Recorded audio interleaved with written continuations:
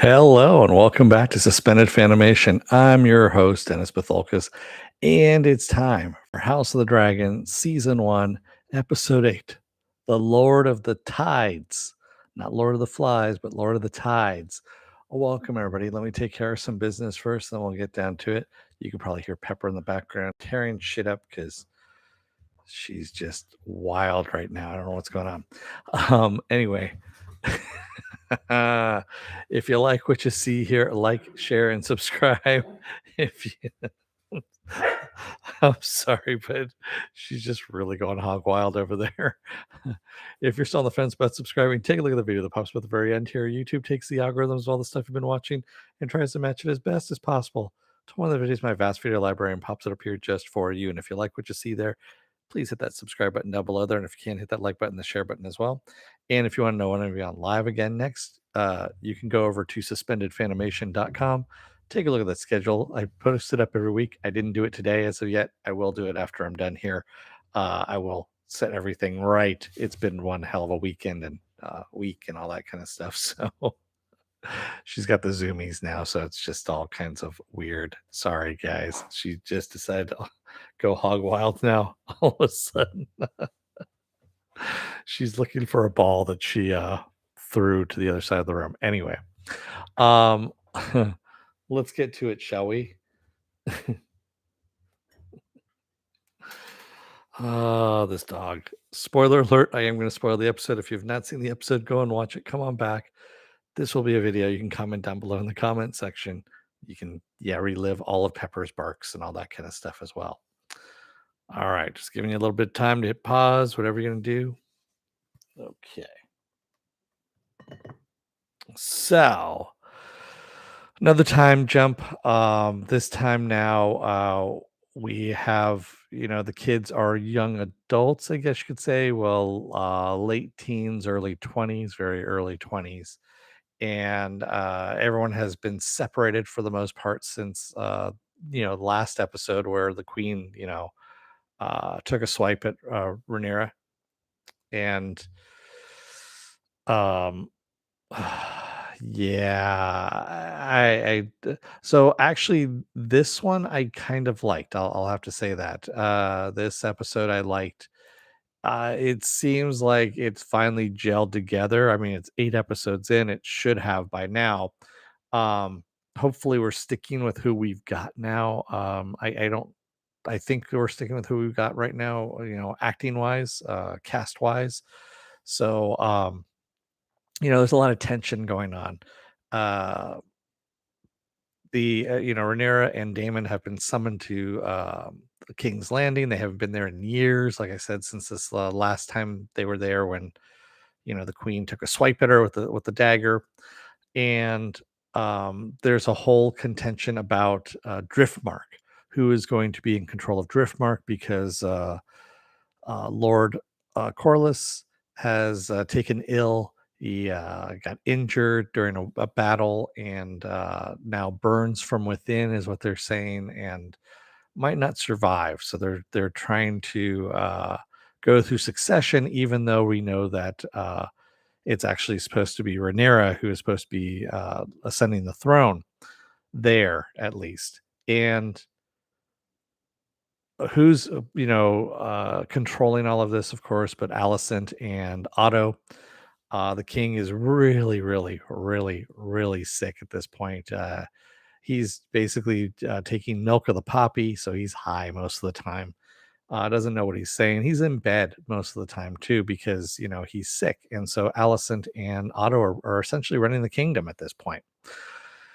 Also, they've made a few changes. They've gone more the religious route than what King's Landing has been before, so things have changed around the castle as well.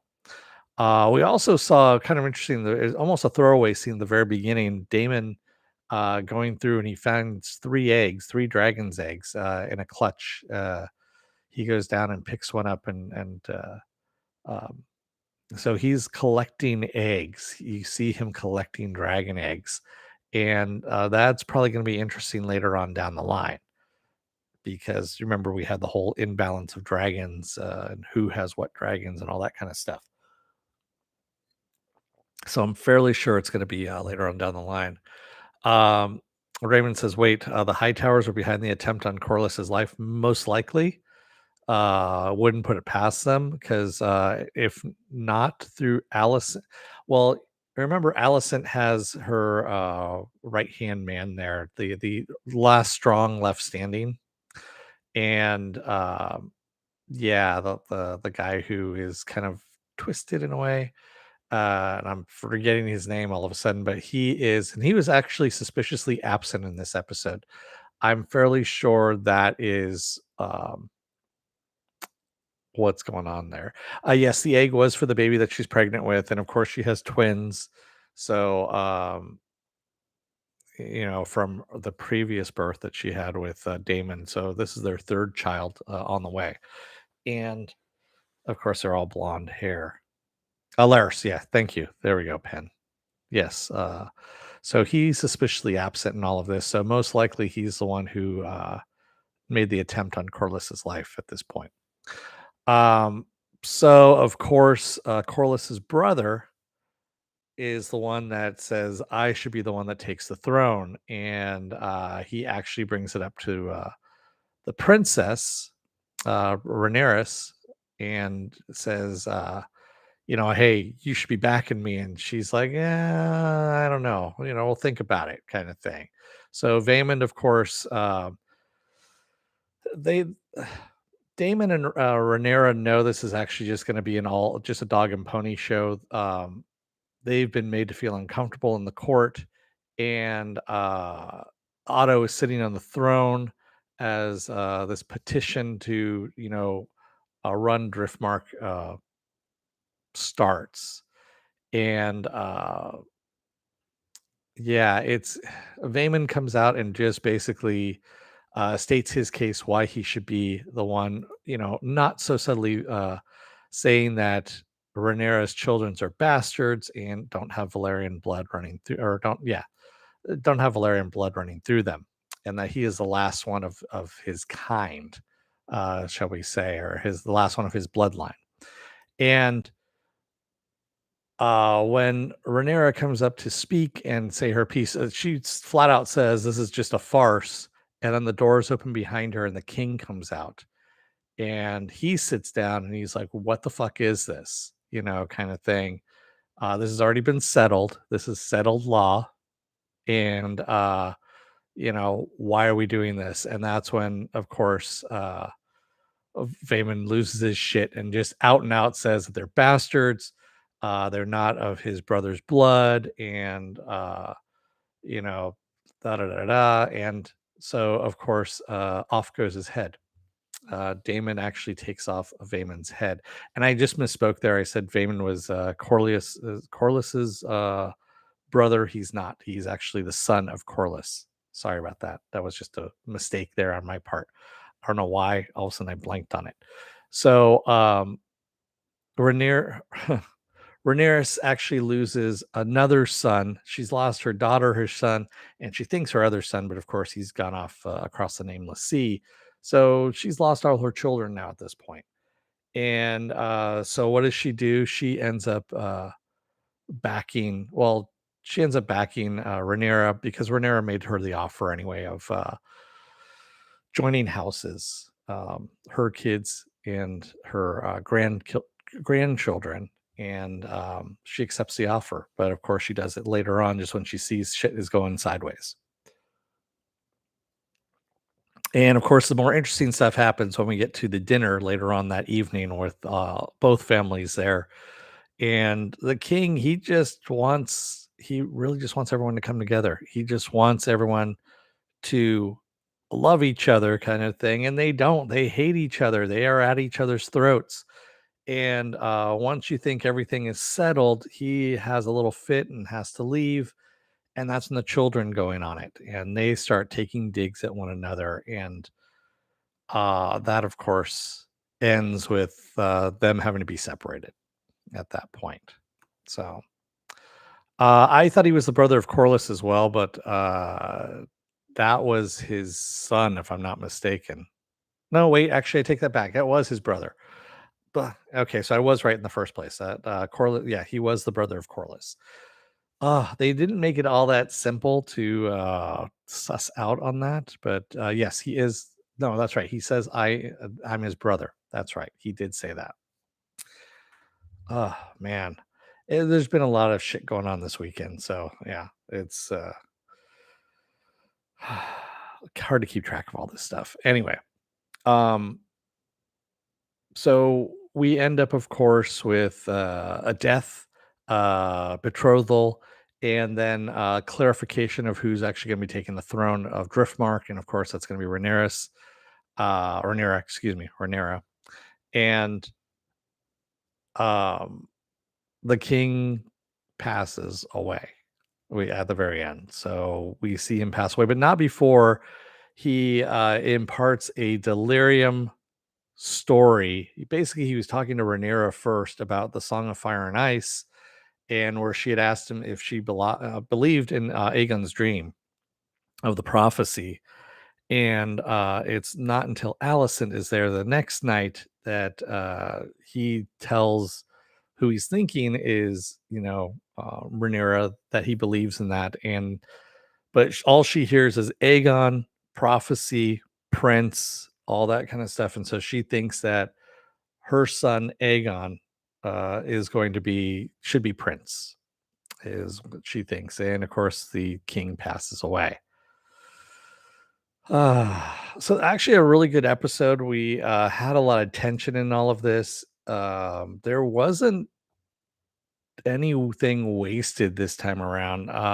Last episode was kind of clunky. It moved weirdly, and of course, was in shrouded in fucking darkness, so you couldn't see anything. This episode was better, and I don't know if we had somebody different doing this one. Directed Geeta Vincent Patel. So I'm wondering who directed the last episode. I'm looking right now just to see who it was. Um, yeah. And so we have 11 episodes. We have three more episodes left here. Um, Excuse me. I'm actually just taking a quick peek to see who directed the last episode. Yeah. Miguel Sapochnik actually directed the last episode, which was fucking horrible. So this one was a lot better directed, a lot better. Well, it's the same writing for the most part, but the direction was better in this one. Penn says it was so close to happily ever after until the milk of the poppy driven deathbed scene. But of course, George R. R. Martin went, oh, of course not. He's not going to allow happily ever after. So that's where we leave off on this episode. And if you took a look at the end credits, you actually got a look at the next episode where the king's death is announced. And everyone is up in arms. We see people rushing the castle, um, people being escorted to the dungeons from what it looks like, all kinds of stuff happening there. And yeah, it's not good. And by the way, Aegon is just a little shit as well. I mean, he's just a horrible shit. And the other kid with the eye patch, now I'm blanking on his name, isn't any better, quite honestly. He really isn't. Sorry, I'm like I said, it's been a long, long, long weekend. And that's what was happening. There we go. Aemond. So Aemond is just a little shit with the eye patch there. Yes, both brothers are total little shits. Um, Raymond says, "Do you think Otto was poisoning Viserys because when Lionel was hand, he seemed not to be suffering as much?" Um, I know that Damon was looking at the cup, and he just noticed it was poppy. There was a lot of poppy. They were just keeping him drugged. Is what they were doing.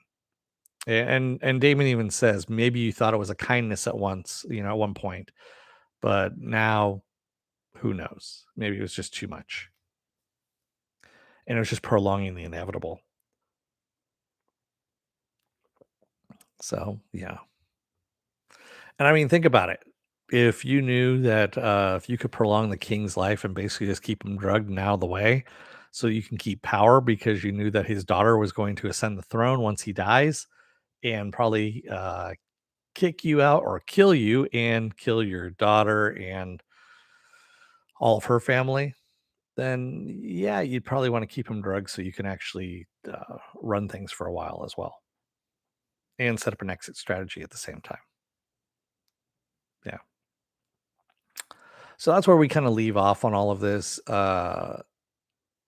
Is it as good as Game of Thrones? The time jumps is what kills this thing. It really does. It really kills this because, and I understand why they need to do the time jumps. You're doing the time jumps because you're trying to see generational strife that happens because of one person and their, you know, their decrees, if you will, and whether they're right or wrong. And they pretty much just hurt everybody at that point. And he was trying to make things right at the end there, but it just wasn't working. It really wasn't. Penn says Damon is so rotten, and yet I can't help but like him and root for him. I do. I like that he was just sitting off to the side. He's always smiling. Whenever there is some kind of trouble, whenever there's some kind of strife, he's always just sitting back and smiling about this. And he really is the viper in the room, and he will watch all this stuff until he needs to act. And I mean, he really did just take down Valen, Vadon. I can never remember their fucking names, honestly. Sorry about that, but Corlius's brother. There we go. He took him from behind. Is what he did. Just killed him, and did it from behind. There, Vaymond. There we go, Vaymond. So Vaymond, he just killed him from behind. Didn't give him a chance, and just clean cut through his head. I did like he can keep his tongue. That was good. So, well, I know I still owe you guys Lord of the Rings, the Rings of Power. I might just make it a twofer on Friday and just do it that way because I'll see how the last episode goes, the season finale. Because honestly, this last episode was just boring as fuck. It really was. Sorry, just it was. And I every time I think about doing it, I kind of fall asleep while I think about it. So what else do I have going on for the rest of this week? Well, tomorrow is going to be another episode of Is It Worth My Time? It's going to be Marvel's Werewolf by Night, which is on Disney Plus right now. Marvel's Werewolf by Night, which is a one shot. It's about I think it's 55 minutes long. It's not too long, although it does feel like a movie. It's actually kind of interesting. So I'll be covering that tomorrow. Wednesday is going to be probably another late one, and that's going to be Andor. So I'm going to be covering Andor on Wednesday. Thursday is going to be the season finale of She-Hulk.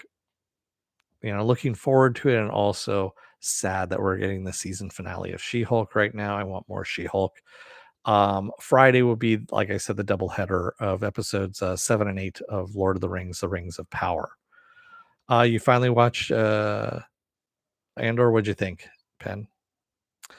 Yes, he did keep the tongue. Oh, you watch And Werewolf by Night. Good. All right. So yeah, Andor is another one of those ones that I'm just kind of like, something needs to happen because it's really fucking slow. And it's killing me. It really is. So with that said, I'm gonna let you guys go for the rest of the night. Thank you to everybody who joined me tonight in the chat, and thank you for making it this far in the video. Sorry I was late. I mean, work, all kinds of stuff is going on at the moment. So thank you, everyone. I will see you again tomorrow for Is It Worth My Time? Werewolf by Night. Until then, well, let me actually take care of some business first, and then we'll do the sign off. How about that? If you like what you see here, like, share, and subscribe. If you're still on the fence about subscribing, take a look at the video that pops up at the very end here. YouTube takes the algorithms of all the stuff you've been watching and tries to match it as best as possible to one of the videos, my vast video library, and pops it up here just for you. And if you like what you see there, hit that subscribe button down there if you can, please. And also, if you want to know when I'll be on live again next, go over to suspendedfanimation.com. Take a look at the schedule up there. I change it every week, and I promise I will change it out tonight. Otherwise, I'm going to let you guys go. Yes, Cheryl, I did post up the season 4 preview for Doom Patrol. I posted the trailer up on my Facebook page. Thanks, everybody. I will see you guys again tomorrow. Until then, don't let the door hit your ass on the way out. Otherwise, you may find out that, the king's being dragged by poppy milk of the poppy. And I don't know where I can score some, but, I could use some of that right now. Thanks, everybody. I will see you again tomorrow. Until then, stay safe, be well, take care. Wear those masks, get those vaccine shots, get the boosters as well. They don't work without the boosters. And I will see you guys again tomorrow. Have a good rest of your night and take care, everyone. And thanks, Felix. Welcome, by the way, Felix. I'll see you again, hopefully, in the future there. And take care, everyone. Have a good rest of your night. Good night.